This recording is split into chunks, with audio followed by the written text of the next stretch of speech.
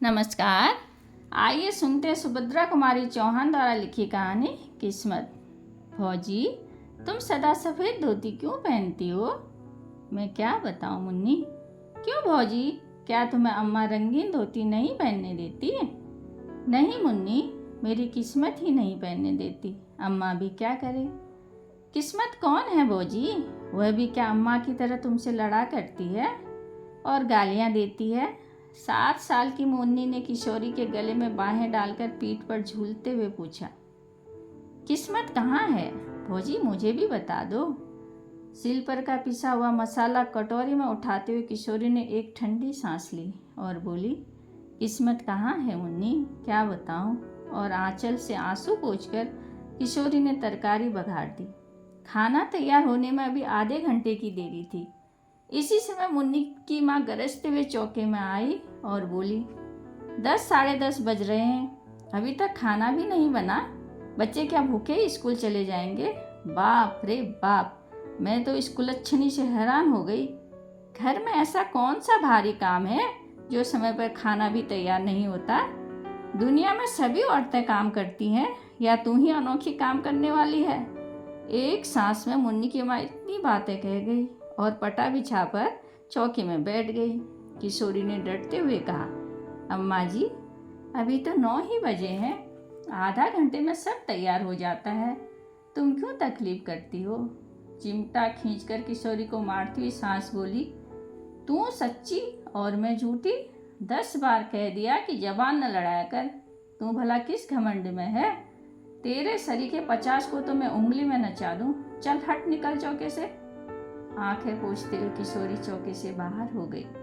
मुन्नी अपने माँ का यह कठोर व्यवहार विस्मय भरी आंखों से देखती रह गई। किशोरी के जाते वह चुपचाप उसके पीछे चली गई, किंतु तुरंत ही माँ की डांट से वो लौट पड़ी। इस घर में प्राय प्रतिदिन ही इस प्रकार का व्यवहार होता रहता था। बच्चे खाना खाकर समय से आधा घंटे पहले स्कूल चले गए।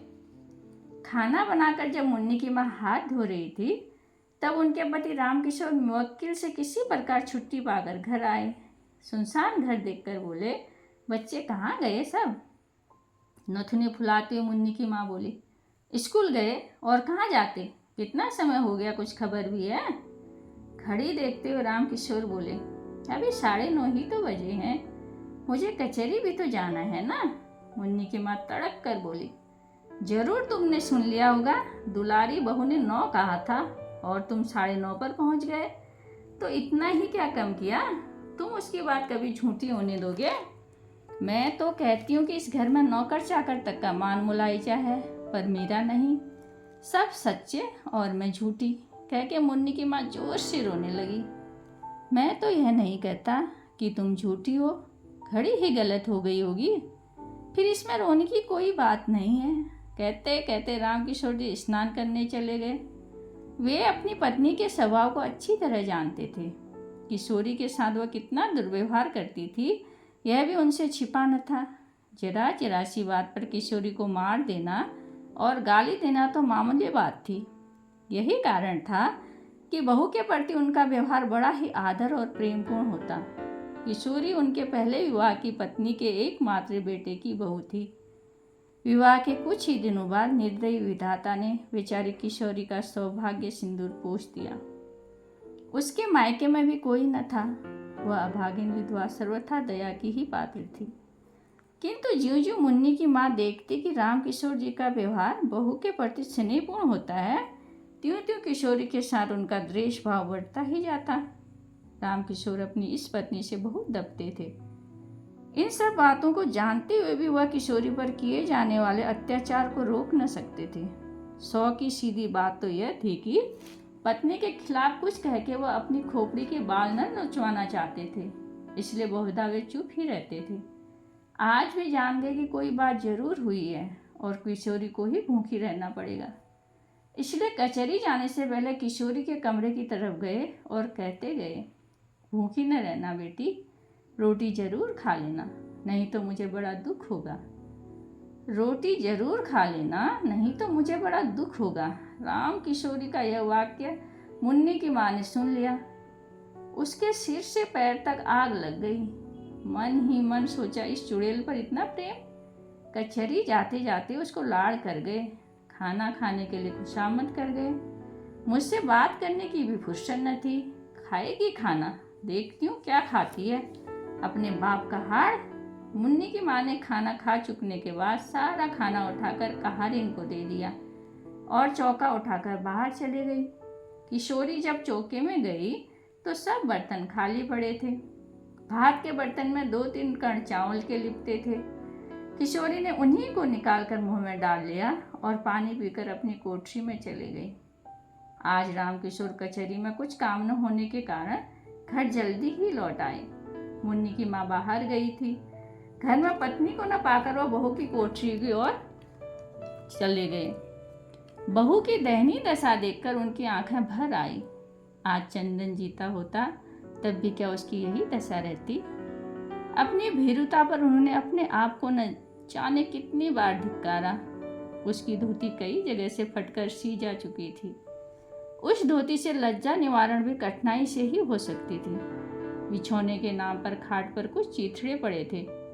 जमीन पर हाथ का तकिया लगाए हुआ पड़ी थी। उसको झपकी सी लग गई थी। पैरों की आहट पाते ही वह तुरंत उठ बैठी। रामकिशोर जी को सामने देखते ही संकोच से जरा घूंघट सरकाने के लिए उसने ज्यों ही धोती खींची, धोती फट गई। हाथ का पकड़ा हुआ हिस्सा हाथ के साथ ही नीचे चला आया। रामकिशोर ने उसका कमल सा मुरझाया हुआ चेहरा और डबडबाई हुई आंखें देखी। उनका हृदय स्नेह से कातर उठा। वे ममत्व भरे मधुर स्वर में बोले, तुमने खाना खा लिया बेटी? किशोरी ने मुंह से निकल गया, नहीं। फिर संभल कर बोली, खाना तो खा लिया बाबूजी। रामकिशोर, मुझे तो ऐसा मालूम नहीं होता है। तुमने खाना खाया है? किशोरी कुछ न बोली। उसका मुंह दूसरी ओर था। आंसू टपक रहे थे और वह नाखून से धरती खुरच रही थी। रामकिशोर जी फिर बोले, तुमने नहीं खाया ना?